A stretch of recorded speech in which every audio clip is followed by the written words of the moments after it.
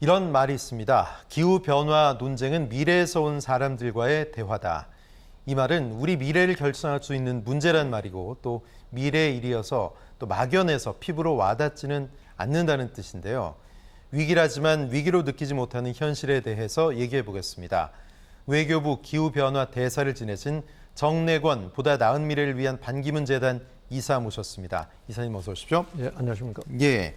기후변화 목소리, 걱정하는 우리의 목소리가 참 큽니다. 곧 식량 위기로까지 이어질 수 있다 이런 얘기도 있고요. 또 기후 위기를 막는 골든타임이 앞으로 30개월밖에 없다 이런 얘기도 나오고 있는데요. 그 심각성에 대해서 좀 말씀해 주십시오. 네, 최근에 언론에서 영국, 프랑스, 이태리, 스페인 이런 쪽의 폭염 사태에 대해서 많이 보도를 하고 있습니다. 이렇게 된 이유는 전문가들의 전망에 의하면 서유럽은 사실 가장 늦게 이렇게 기후변화의 위기가 닥칠 거라고 예상을 했었는데 예. 그것을 앞서서 이런 위기가 닥치고 있고요.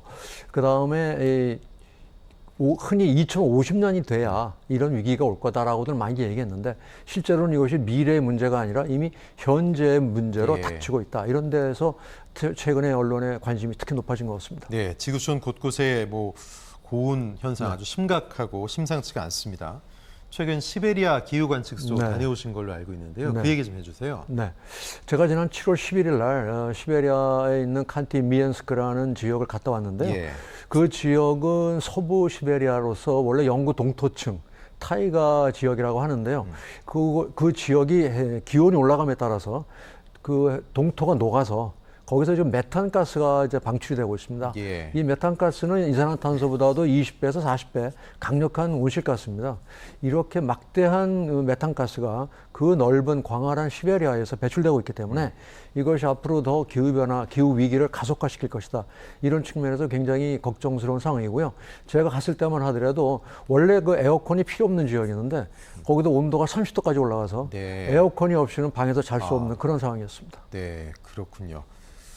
이사님 외교관으로 30년을 근무를 하셨죠. 근데 우리가 많이 들어본 말입니다. 녹색 성장 브랜드 이명박 정부 MB 정부 때 나왔던 얘기인데 창시자 원조시기도 하시고요. 또 유엔에도 계셨고 초대 기후변화 대사를 지내셨습니다. 이렇게 오래 세계적인 흐름을 보다가 기후변화에 투신해야겠다라고 마음 먹으신 이유가 좀 궁금해요. 사실은 제가 무슨 성견지명이 있거나 사명감이 있었던 것이 아니고요. 1989년도에 그 오존층 보호를 위한 후연가스 규제 문제가 있었습니다. 그 당시에 제가 그걸 담당하다 보니까 지구환경 문제가 우리한테 그 당시에는 엄청난 그 산업의 타격으로 다가오는 그런 상황이었어요. 그래서 그 당시에는 이제 이런 지구환경 규제로부터 우리의 산업의 이익을 좀 보호해야 되겠다는 입장에서 외교관으로서 한국의 입장을 이제 저희가 가서 반영하는 이런 역할을 하기 위해서 외교, 환경 외교에 이제 참여를 하게 됐고요. 그러다 보니까 한국의 입장만 반영하는 것이 부족하다 이런 생각이 들고 해서 지구적인 차원에서 유엔 공무원이 돼서 지구의 환경을 보존하는 일에 한번 몸담아 보고 싶다 해서 제가 한 10년 동안 유엔에서 근무를 하게 됐고 그러다 보니까 이제 제 입장에서는 지구 환경을 보존하기 위해서는 환경과 경제가 양립이 되는 그러한 새로운 패러다임이 필요하다. 그래서 제가 녹색 성장이라는 개념을 2008년도에 기후변화 대사로 있으면서 이명박 정부 때 소개를 한 바가 있습니다. 예, 그렇군요. 근데 유엔에서 기후회의를 열고 또 각국이 함께 변화 협약도 맺고 노력을 하는데 그런데 이렇게 빠른 시간 안에 지구가 어렵게 되는지 모르겠습니다. 원인 파악을 좀 정확하게 하고 그다음에 문제를 해결해야 되는데 원인 파악이 잘 됐는지 궁금한데요. 네, 사실은 기후변화 문제가 논의된 건 30년이 됐습니다. 1991년부터 정식 협상을 했으니까요. 그런데 여지까지도 이렇게 별다른 성과가 없는 사실은 큰 문제가 있죠. 첫 번째 문제는 선진국과 개도국 간에 서로 책임 전가하는 문제가 있었습니다. 그래서 굉장히 합의가 어려웠고요. 그다음에 두 번째로 제가 볼 때는 이 기후변화의 문제를 정부와 기업의 책임으로만 생각하는 이러한 예. 접근 방법이 저는 한계가 있었다고 보고요. 거기에 가장 중요한 것이 무엇이 빠졌냐면은 우리 소비자 개개인들이 내가 어떠한 책임을 분담하고 내가 어떤 역할을 할 것인가 예. 하는 문제가 상당히 좀 빠져 있었기 때문에 예. 이런 성과가 좀 미흡했다고 보여집니다. 예. 여기에 대한 뭐 지구촌 모두의 인식도 좀 문제가 아닐까 싶습니다. 해외에서 뭐 폭염이다, 폭우다 그러면 그거에 대한 사고, 그 현상만 조명을 하고 왜 그렇게 됐는지에 대해서는 맞습니다. 우리가 다 같이 심각한 심도 있는 고민과 논의를 하지 않고 일시적인 현상으로 치부하는 것 같거든요. 맞습니다. 이 문제는 어떻게 인식 개선이 있어야 될까요? 그래서 사실 이제 언론의 역할이 굉장히 중요하다고 네. 생각합니다. 그래서 이제 특히 유럽의 언론의 경우에는 기후변화 문제에 대해서 단순히 사건처럼 보도하는 것이 아니라 그러니까요. 예. 우리의 산업을 어떻게 바꿔야 되고 네. 우리의 생활 방식을 어떻게 바꿔야 되는 거에 이제 초점을 맞춰서 예. 상당히 많이 심도 있는 논의가 이루어지고 있는데 예. 비해서 우리는 대개 하나의 사건처럼 보도가 되고 그거로 더 이상이 깊이 있는 논의가 안 되는 그런 상황이죠. 그래서 이제는 언론이나 또는 우리 학계 이런 산업계에서 힘을 합쳐서 그 우리 지금의 고탄소, 예. 지금 우리 탄소를 많이 쓰는 산업 그렇죠. 구조 아닙니까? 이러한 것을 어떻게 탈탄소로 전환할 수 있는가에 예. 대한 심도 있는 논의가 이제 필요할 때라고 생각합니다. 예, 지금 말씀하신 이사님 탈탄소, 뭐 탄소 중립 우리가 흔히들 얘기하는데 아직도 시민들은 또 국민들은 이 개념이 좀 어렵다고 생각하시는 분들 많으시거든요. 네. 어떤 내용인지 자세히 좀 설명해 주십시오. 저희가 흔히 이제 탄소 중립 예. 이런 얘기를 하다 보면은 이 책임이 대개 우리 기업들 또는 에너지 분야, 네. 산업 분야에서 해결하면 될 문제가 아닌가 예, 예. 이렇게들 많이 생각을 합니다. 근데 사실은 우리 모든 소비자 개개인이 그렇게 생산된 물건을 다 쓰고 있기 때문에 사용하고 예. 있기 때문에 우리 전부가 다 책임을 져야 되는 상황입니다. 네. 근데 그 책임을 진다는 의미가 사실은 이산화탄소를 배출하고 있는 그 탄소의 가격을 지불해야 된다라는 예. 그러한 근본적인 문제가 있거든요. 예. 근데 여기에 대한 인식이 아직 좀 부족한 상황입니다. 예. 그래서 이러한 어떻게 탄소의 가격을 지불하는 예. 경제 체제로 저희가 전환할 수 있느냐 이러한데 그 가장 좋은 예가 저는 저희 교통 혼잡 비용이라고 있습니다. 네네. 저희가 우리나라 서울만 하더라도 교통 혼잡이 심하거든요. 예. 그래서 교통 체증 때문에 저희가 낭비하는 에너지와 노동 시간의 합이 우리 GDP의 3.6%, 약 68조. 우리의 국방비가 작년에 55조였는데 국방비보다 더 많은 돈이 교통 혼잡 비용으로만 사라지고 있습니다. 네. 이런 것들을 우리가 피부로 느낄 수 있는 하나의 구체적인 교통 기후 위기의 문제 그다음에 탄소 중립을 어떻게 해야 될 것인가라는 예라고 생각이 됩니다. 예.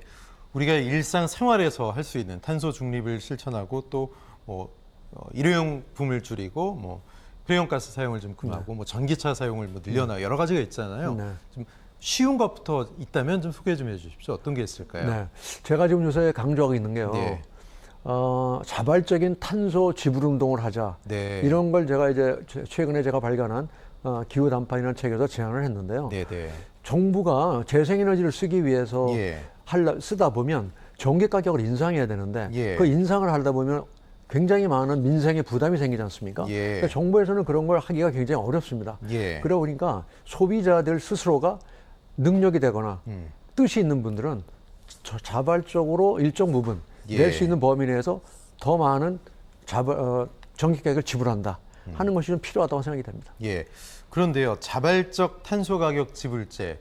그러면 뭐 일반 국민들, 시민들은 나보고 무슨 돈을 내라는 건가? 약간 예. 좀 저항감이 있으실 수도 있을 것 같아요. 맞습니다. 예, 오해를 좀 풀어주시죠. 예, 여론 조사를 해보니까요. 네. 약 48%에 해당하는 분들은 전기 가격 인상을 반대하고 있고요. 예. 또 48%에 해당되는 분들은 전기 가격을 인상하더라도 기후 위기에 대처해야 된다라고 얘기를 하고 의견이 갈리고 있습니다. 네. 그래서 이것이 합의가 될 때까지 기다릴 수가 없지 않습니까? 그렇죠. 그러니까 자발적으로 지불할 수 있는 용의가 있는 부분부터 먼저 이렇게 차별화된 재생에너지 가격을 지불할 수 있는 시스템을 만들자는 거죠. 네. 지금은 하고 싶어도 못하는 분들이 많이 있거든요. 예. 그래서 제가 이런 제안을 했더니 상당히 많은 분들이 관심을 표명하면서 네. 우리 적극 동참하겠다 이렇게 의사를 표명한 분들 많이 있습니다. 일단 할 분들만이라도 하게 해드리자. 그렇죠. 그런 시스템을 만들어드리자. 맞습니다. 그러다 보면은 많은 분들이 인식 전환이 올 거라고 보십니까? 그렇죠. 그래도 뭐 점점점 하나의 사회 운동이 돼서 네. 새로운 물결이 되지 않을까 이런 생각이 들어갑니다. 그렇군요. 소비자 개개인의 참여 문제 상당히 중요합니다. 이거 짚어주셨는데 뭐 정부 차원의 대응도 상당히 중요하고 뭐 범국민 또 범세계적인 참여가 중요할 것 같은데 새 정부가 출범하지 않았습니까? 네네. 국가도 여러 가지 어려운 문제가 있습니다만 전략적으로 이 부분에 대해서 발빠르게 대응해야 될 것 같아요. 첨언 좀 해주신다면. 네. 지금 이제 아까 자발적인 탄소 가격 지불은 네. 개개인들이 할 수 있는 일이고요. 그다음에 정부 차원에서도 예. 뭐 잘 정부에서도 잘 알고 계시겠습니다만은 탈탄소 산업이라는 것이 저희 한국의 입장에서는 새로운 블루 오션이 될 수가 있습니다. 예. 새로운 산업 경쟁력, 새로운 시장이 될 수 있거든요. 예. 그것에 가장 큰 기술 경쟁력을 갖고 있는 나라가 대한민국입니다. 그렇군요. 왜냐하면 우리나라 2차 전지, 예. 수소 자동차, 전기 자동차, 그다음에 태양광, 네. 그다음에 LNG 선박, 메탄올 디젤 엔진 이런 것 등등 한국이 이런 분야에서 굉장히 높은 기술 경쟁력을 갖고 있어요. 그래서 이 기후 위기와 예. 탈탄소 전환이라는 것을 예. 우리의 신산업을 위한 하나의 블루오션, 예. 경제 성장, 고용 창출의 예. 기회로 보면 좋겠다 싶고요. 마지막으로 하나 첨가하고 싶은 거는 아까 조금 전에 말씀드린 교통 혼잡 비용을 해결하는 차원에서라도 예. 녹색 교통 이런 것을 적극적으로 전 국토에 KTX를 저희가 깔아서 예. 전 국민이 더 이상 자가용 몰고 다니는 것이 아니라 예. KTX를 타고 교통체증 없이 네. 그리고 이산화탄소 발생 없이 생태 관광도 즐기고 할 수 있는 예. 이러한 녹색 교통에 투자를 하다 보면 예. 건설 경기도 부양이 되고 예. 고용 창출되고 경제 성장도 이루어질 수 있는 게 아닌가 이런 생각이 들어갑니다. 예, 국내의 경우는 그렇고 세계적인 선진국들이나 유럽 선진 국가들의 추세나 흐름이나 분위기는 어떻습니까? 유럽 같은 경우는 네. 뭐 전기차로의 전환이 어마어마하게 빠르게 네. 일어나고 있더라고요. 네. 선진국, 특히 유럽의 경우, 또 네. 미국도 그렇습니다만은 환경운동이 굉장히 활발하게 이루어지고 그렇죠. 있습니다. 예. 그런데 저는 이렇게 생각합니다. 지금 정부나 기업을 비판하고 네. 정부나 기업에게만 책임을 추궁하는 예. 이런 환경운동에는 한계가 있다고 생각합니다. 네. 이제는 환경운동의 방향을 바꿔서요. 네. 나부터 탄소 가격을 지불하자라는 네. 이제는 사회 운동으로 전환해야 된다고 생각합니다. 예. 정부와 기업에다가 책임을 추궁하는 이러한 것만으로는 더 이상 충분하지 않습니다.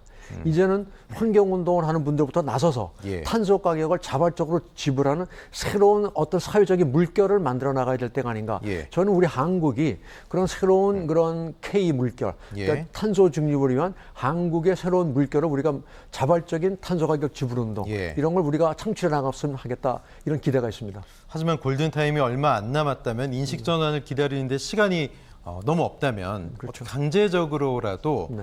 제도적으로라도 강제성을 부여해야 되지 않나 또는 어떤 메리트를 주어서라도 네. 재정을 투여를 해서 메리트를 줘서라도 이 부분을 좀 빠르게 전환시키도록 해야 되지 않나 이런 생각도 할 수 있겠는데요. 가장 간단하게 바꿀 수 있는 게요. 네. 우리나라의 대형 투자 사업에 네. 예비 타당성 조사라는 게 있습니다. 네. 그